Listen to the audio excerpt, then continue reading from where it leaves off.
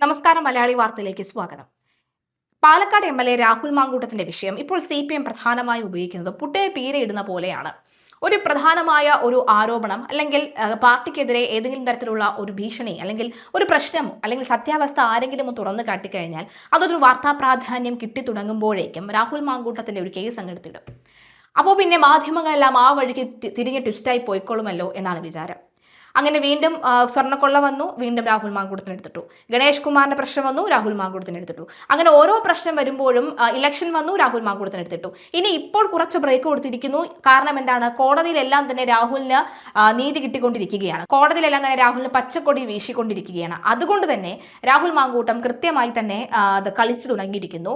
ആ കളികൾ കണ്ടുനിന്ന് ഇപ്പോൾ തൽക്കാലം ഒന്ന് ശബ്ദം ഉയർത്താതിരിക്കുകയാണ്.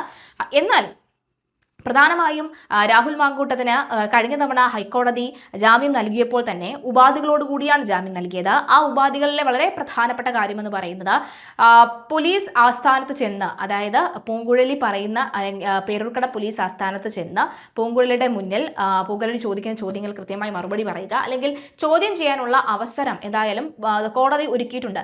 ഒരു കസ്റ്റഡിയിൽ എന്ന പോലെ പോലീസ് ഉദ്യോഗസ്ഥർക്ക് രാഹുൽ മാങ്കൂട്ടത്തിനെ ചോദ്യം ചെയ്യാം എന്നായിരുന്നു പറഞ്ഞിരുന്നത്. അന്ന് 3 ദിവസം, കഴിഞ്ഞ മാസം 3 ദിവസം രാഹുൽ മാങ്കൂട്ടത്തിൽ ഇവിടെ തിരുവനന്തപുരം പേരൂർക്കടയിലെ പോലീസ് ക്യാമ്പിലെത്തിയിരുന്നു. 16, 17, 18 ഇങ്ങനെ 3 ദിവസങ്ങളിലാണ് ഈ ചോദ്യം ചെയ്യൽ നടന്നിരുന്നത്.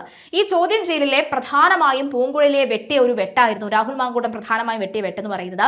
ഫോണിന്റെ പാസ്വേഡ് നൽകാൻ സാധിക്കില്ല എന്നൊരു സ്റ്റാൻഡാണ് പൂങ്കുഴലിക്ക് മുന്നിൽ രാഹുൽ മാങ്കൂട്ടം എത്തിയത്. അതായത് രാഹുൽ പറയുന്ന ഒരു ന്യായീകരണം എന്ന് പറയുന്നത്, രാഹുലിന്റെ ഒരു എന്തുകൊണ്ട് പാസ്വേഡ് കൊടുക്കുന്നില്ല എന്ന് ചോദിച്ചാൽ രാഹുൽ പറഞ്ഞ മറുപടി ഇങ്ങനെയാണ്: എന്റെ വ്യക്തിത്വം അല്ലെങ്കിൽ എന്റെ നിരപരാധിത്വം തെളിയിക്കുന്ന തരത്തിലുള്ള പല തെളിവുകളും ഈ മൊബൈൽ ഫോണിനകത്തുണ്ട്. ഇപ്പോൾ ഞാൻ ഈ പാസ്വേഡ് കൊടുത്തു കഴിഞ്ഞാൽ ആ തെളിവുകളെല്ലാം തന്നെ നശിപ്പിക്കപ്പെടാം. ഒരു പക്ഷേ എനിക്കെതിരെയുള്ള തെളിവുകൾ അതിനകത്ത് കയറ്റാനും സാധിക്കും. അതുകൊണ്ട് തന്നെ തൽക്കാലം ഞാൻ പാസ്വേഡ് ഇപ്പോൾ നൽകുന്നില്ല.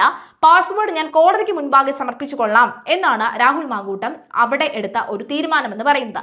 രാഹുലിനെ അടിച്ചോ ഇടിച്ചോ അല്ലെങ്കിൽ മറ്റേതെങ്കിലും വഴിയോ ഏതായാലും പാസ്വേഡ് എടുക്കാനായിട്ട് പോലീസിന് കഴിയില്ല എന്ന് വ്യക്തമാണ്. ഈ സാഹചര്യത്തിലാണ് കോടതിയിലേക്ക് പോകുന്നത്. കോടതിയിൽ ഇക്കാര്യം ഉന്നയിക്കുന്നു. മാത്രവുമല്ല, കോടതിയിൽ പൂങ്കുഴലി അടക്കമുള്ള സംഘം പറഞ്ഞത് രാഹുൽ മാങ്കൂട്ടം പോലീസ് കേസുമായി സഹകരിക്കുന്നില്ല എന്നുള്ളതാണ്. എന്നാൽ നിങ്ങൾ പോലീസല്ലേ, സഹകരിക്കാത്തവരെ സഹകരിപ്പിക്കാൻ നിങ്ങൾക്ക് ചോദ്യം ചെയ്യലിലൂടെ അറിയില്ലേ എന്ന് കോടതി ചോദിക്കുന്ന സാഹചര്യം ഉണ്ടായിരുന്നു. എന്നാലും ഇപ്പോഴിതാ പോലീസ് കൊടുത്ത ഈ ഒരു പ്രധാനമായി പരാതി അല്ലെങ്കിൽ പോലീസിന്റെ ആവശ്യത്തിൽ ഇപ്പോൾ രാഹുൽ മാങ്കൂട്ടത്തിന് ആശ്വാസകരമായ ഒരു വിധി കോടതിയുടെ ഭാഗത്തു നിന്നും ലഭിക്കുകയാണ്. 3ാം ബലാത്സംഗ കേസിൽ രാഹുൽ മാങ്കൂട്ടത്തിൽ MLAക്ക് ആശ്വാസമാണ് ലഭിച്ചിരിക്കുന്നത്. മൊബൈൽ ഫോണിന്റെ പാസ്വേഡ് അന്വേഷണ സംഘത്തിന് നൽകണമെന്ന ഉത്തരവ് ഹൈക്കോടതി സ്റ്റേ ചെയ്തു. തിരുവല്ല മജിസ്ട്രേറ്റ് കോടതിയുടെ ഉത്തരവാണ് ജസ്റ്റിസ് C ജയചന്ദ്രൻ സ്റ്റേ ചെയ്തത്. രാഹുലിന്റെ ഫോൺ നേരത്തെ അന്വേഷണ സംഘം കസ്റ്റഡിയിൽ എടുത്തിരുന്നു. എന്നാൽ അന്വേഷണ സംഘം ആവശ്യപ്പെട്ടിട്ടും രാഹുൽ പാസ്വേഡ് നൽകിയില്ല. തുടർന്നാണ് പാസ്വേഡ് നൽകാൻ തിരുവല്ല മജിസ്ട്രേറ്റ് കോടതി ഉത്തരവിട്ടത്. പാസ്വേഡ് വെളിപ്പെടുത്താൻ പ്രതിയെ നിർബന്ധിക്കാൻ അന്വേഷണ ഏജൻസികൾക്ക് അധികാരം നൽകുന്ന പ്രത്യേക വ്യവസ്ഥകളില്ല എന്ന് രാഹുൽ വാദിച്ചു. ഹർജി 3 ആഴ്ചയ്ക്ക് ശേഷം കോടതി വീണ്ടും പരിഗണിക്കും. എന്തായാലും ഈ ഒരു ആശ്വാസം കിട്ടുന്ന സാഹചര്യത്തിൽ പൂങ്കുഴലിയും പോലീസ് സംഘവുമാണ് പെട്ടിരിക്കുന്നത്.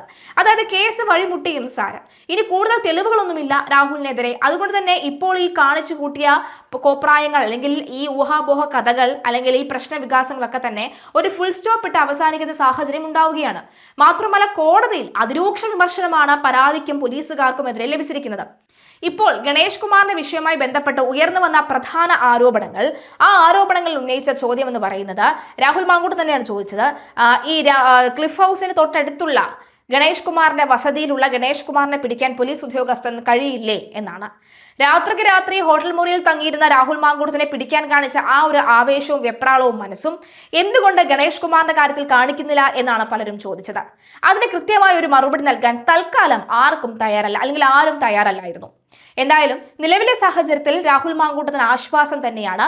രാഹുൽ മാങ്കൂട്ടത്തിന്റെ മൊബൈൽ ഫോണിനകത്ത് ഈ നഗ്ന ദൃശ്യങ്ങൾ ഉണ്ടെന്നും നഗ്ന ദൃശ്യങ്ങൾ എടുക്കാനായി രാഹുൽ പ്രേരിപ്പിച്ചതെന്നും അതുപോലെ തന്നെ ഗർഭചിത്രം നടത്താനായി രാഹുൽ പ്രേരിപ്പിച്ച തെളിവുകൾ ഉണ്ടെന്നും അത് കൃത്യമായി അറിയേണ്ടതുണ്ടെന്നും പറഞ്ഞുകൊണ്ടാണ് രാഹുൽ മാങ്കൂട്ടത്തിനെതിരെ ഈ പൂങ്കുഴലി നീക്കങ്ങൾ നടത്തിയത്. എന്നാൽ പാസ്വേഡ് നൽകാൻ തൽക്കാലം തയ്യാറല്ല എന്ന് തന്നെയാണ് രാഹുൽ മാങ്കൂട്ടവും പറയുന്നത്. ആ ഒരു വിഷയത്തിലാണ് ഇപ്പോൾ സ്റ്റേ ലഭിച്ചിരിക്കുന്നത്. രാഹുലിന് ആശ്വാസം ലഭിക്കുമ്പോൾ ഈ കേസിനുള്ള തുടർ നടപടികൾ എന്തായിരിക്കും? പോലീസ് അക്ഷരാർത്ഥത്തിൽ പെട്ടു നിൽക്കുന്ന അവസ്ഥയല്ലേ എത്തിയിരിക്കുന്നത്? പോലീസിനെ ഈ സാഹചര്യത്തിൽ കൊണ്ട് എത്തിച്ചിട്ട് മിണ്ടാതെ കയ്യും കെട്ടി ആഭ്യന്തര വകുപ്പ് പോകുന്ന കാഴ്ചയല്ലേ നമ്മൾ കാണുന്നത്?